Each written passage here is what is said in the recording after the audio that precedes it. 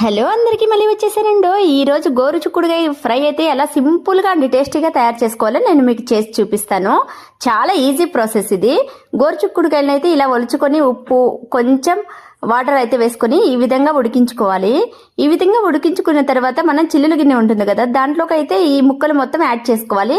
దీనివల్ల వాటర్ అంతా కిందికైతే వెళ్ళిపోతుంది. ఈ విధంగా పొడి పొడిగా అయితే అవుతాయి. ఇప్పుడు మనం వీటిని పోపు పెట్టేసుకోవటమే. చూడండి, నేనైతే బాండిలు పెట్టుకొని తగినంత ఆయిల్ అయితే యాడ్ చేసుకొని పోపు దినుసులు, అలాగే ఎండుమిర్చి, అలాగే 4 వెల్లుల్లి రెబ్బలు బాగా దంచుకొని వేసుకున్నాను. కరివేపాకు కూడా వేసేసుకున్నాను. ఇవన్నీ బాగా వేగిన తర్వాత మనం మసాలా కారానైనా లేకపోతే ఇలా కొబ్బరి కారానైనా యాడ్ చేసుకుని బాగా వేపుకోవాలి. వేపుకున్న తర్వాత మనం ఉడికించి పెట్టుకున్న గోరుచిక్కుడుకాయని అయితే యాడ్ చేసుకోవటమే. ఇది చాలా సింపుల్ ప్రాసెస్ అండ్ టేస్టీ కూడా. ఎప్పుడైనా మీరు ట్రై చేశారో, ట్రై చేయకపోతే ట్రై చేయండి, కామెంట్ చేయండి. అలాగే నా ఛానల్ని సబ్స్క్రైబ్ చేసుకోండి ఇలాంటి సింపుల్ రెసిపీస్ కోసం.